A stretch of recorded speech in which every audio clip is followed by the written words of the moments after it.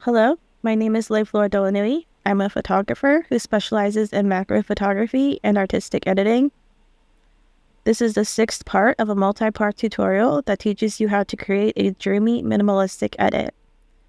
We will continue with color toning in this tutorial. In this tutorial, I will do color toning with selective color adjustment layers and also with gradient map adjustment layers. I will first explain how each type of adjustment layer works, and then we will use them in our edit. So we are now going to add a selective color adjustment layer. To do so, we're going to go to Layer, New Adjustment Layer, choose Selective Color. In the window that pops up, enter More Color Toning for the value of Name, and press OK. Selective color targets color ranges. That is, it targets parts of your image that appear a certain color. So parts of your image that appear yellow, parts that appear cyan, parts that appear magenta, and so on. It allows you to change the amount of a particular base color in that color range. So let's consider the yellows. If you adjust the cyan slider, then you will be changing the amount of cyan that goes into the parts of your image that appear yellow. Unlike the color calibration sliders, which rely on an RGB model of color, the selective color adjustment layer uses a CMYK model of color, that is, the cyan, magenta, yellow, and black model. As you can see, we have 4 sliders. Each slider is associated with a particular base color. You can drag the slider to the left or to the right. When you drag the slider to the right, you will be adding more of that particular base into the mixture for the color you're working with. So if you drag the cyan slider more to the right, you will be adding more cyan to your yellows. If you drag the magenta slider more to the right, you'll be adding more magenta to your yellows, and so on.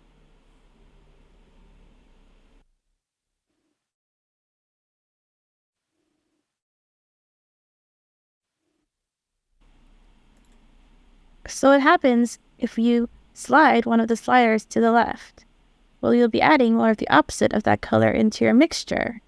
Let's open this cheat sheet that I made for you. In this cheat sheet, I've defined the opposite of each color.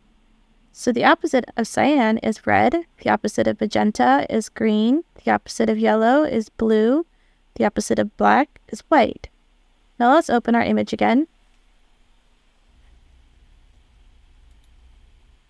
Now what if we drag the cyan slider to the left? Well, we will be adding red into our yellows. What if we dragged the magenta slider to the left? We'll be adding green into our yellows. What if we dragged the yellow slider to the left? We will be adding blue into our yellows, which effectively reduces the intensity of the yellow. Now, what happens if we drag the black slider to the left? Well, if we did that, we would darken our yellows. If we dragged it to the right, we would lighten our yellows. I just wanted to quickly note that when I say opposite, what I'm truly referring to is the complementary color. However, for simplicity's sake, I'm just going to refer to them as the opposites.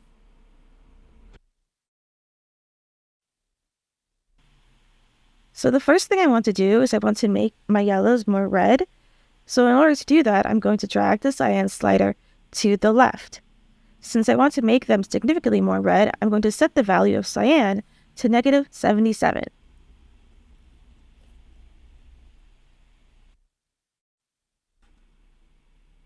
So I'm going to go ahead and make that adjustment. That is, I'm going to set the value of cyan to -77. Now, as you can see, when I make this adjustment, it does make the yellows more red, and it also gives the image a look as if it was taken during an intense sunset. The next thing I want to do is I want to darken the yellows. In order to darken the yellows, I'm going to set the value of black to -22.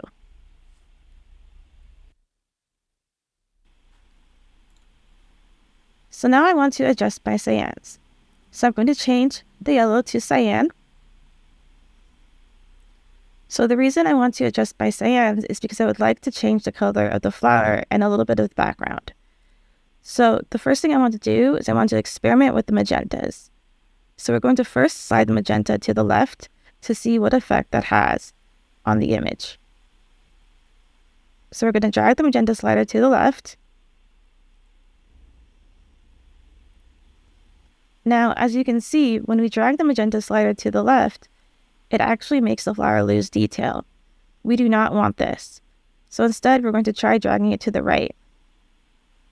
Now, once we've dragged the slider to the right, it's actually brought out details in the flower. This is actually what we want. So we're just going to keep it to the right, but instead we're going to reduce the intensity. So we're going to set it to -38 instead of where it is at now.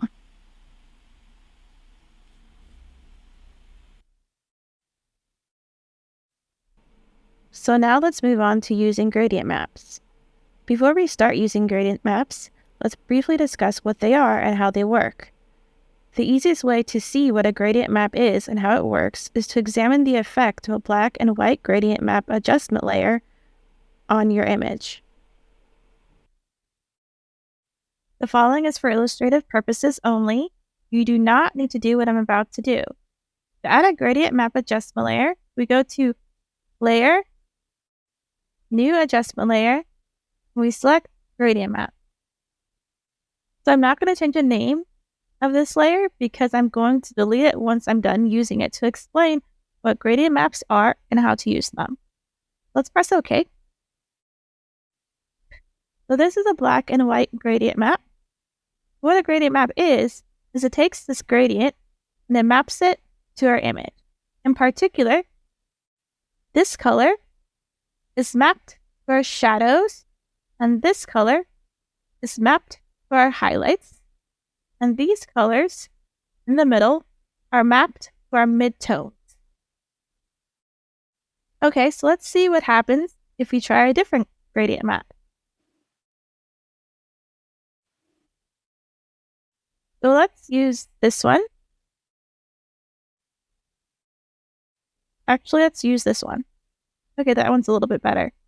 Okay, so in this case, these purples are being mapped to our shadows, and these corals are being mapped to our highlights. The colors in the middle are being mapped to our midtones. Now, let's try another.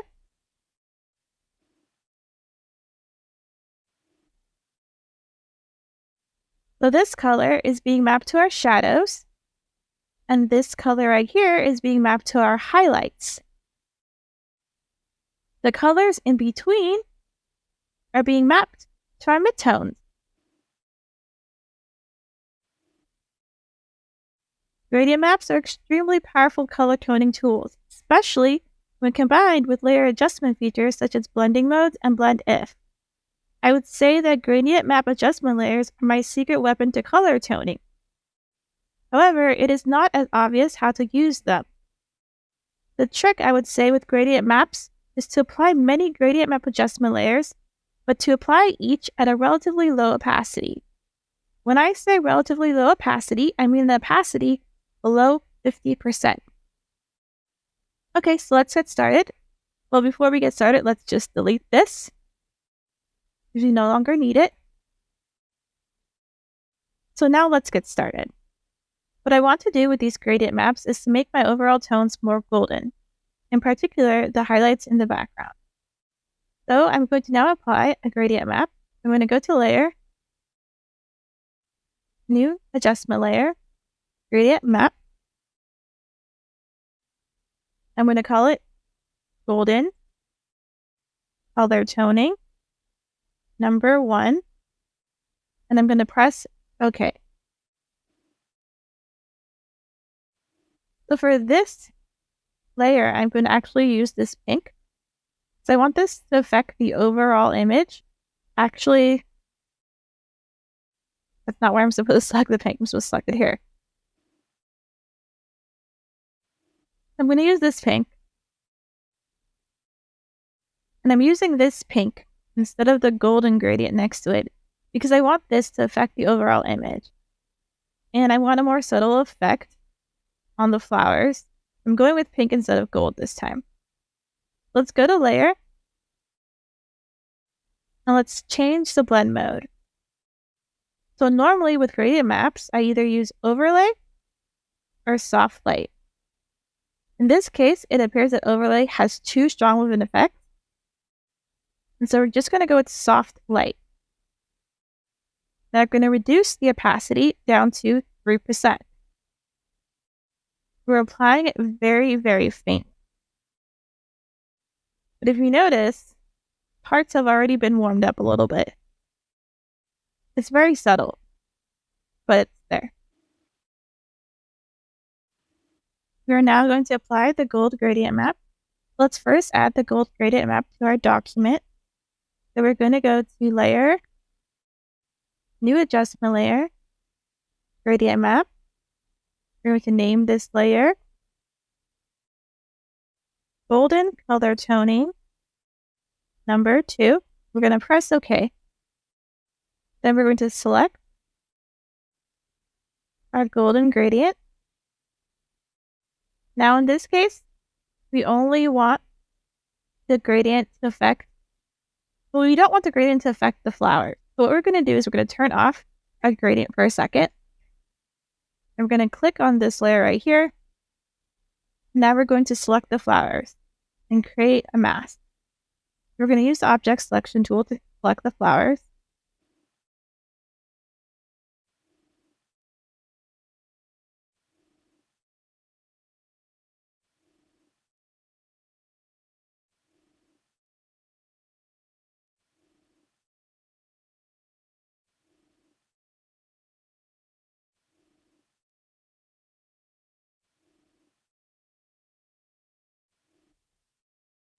Now we're going to select this bud in the background. Okay, so that's it. So now we're going to turn our golden gradient map back on. We're going to select the mask for our golden gradient map. We're going to make sure that the black color here is in the background and not the foreground. And then with our mask selected, we're just going to press delete. Okay, and then we're going to deselect. Well, we can actually save the selection as just flowers. So select, save selection, save it as flowers in case we need it later. Press OK. Now deselect the selection. Okay, so now that doesn't look great. That's because we haven't done anything with the opacity of our gradient map. Let's go ahead and adjust the blending mode for this layer. That is the golden gradient map layer. We're going to click here. And as I said before, when working with gradient maps, we like to use either overlay or soft light as our blending mode. Let's see what overlay does. That effect is too strong.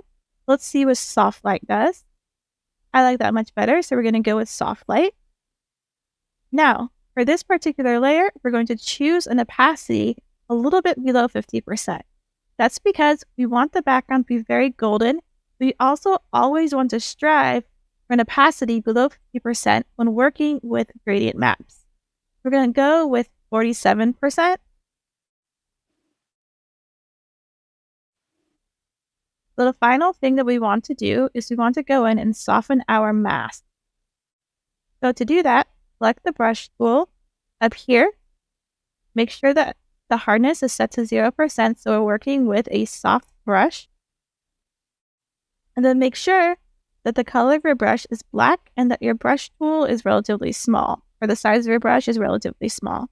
So we're going to go in is we're just going to paint over, what we're going to do is we're going to go in and just paint over the edges of our mask to soften the edges. Let's start doing that.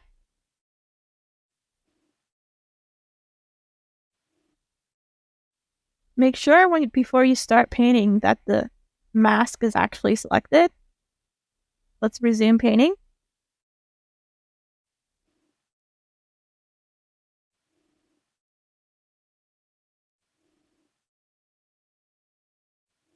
So we're doing this just to ensure that the transition between our mask and the background, that is a portion not selected by the mask, is natural and not harsh.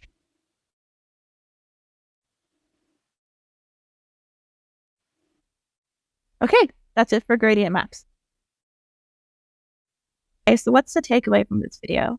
Well, the first takeaway is that selective color adjustment layers allow you to adjust the base colors and make up parts of your image that appear a certain color.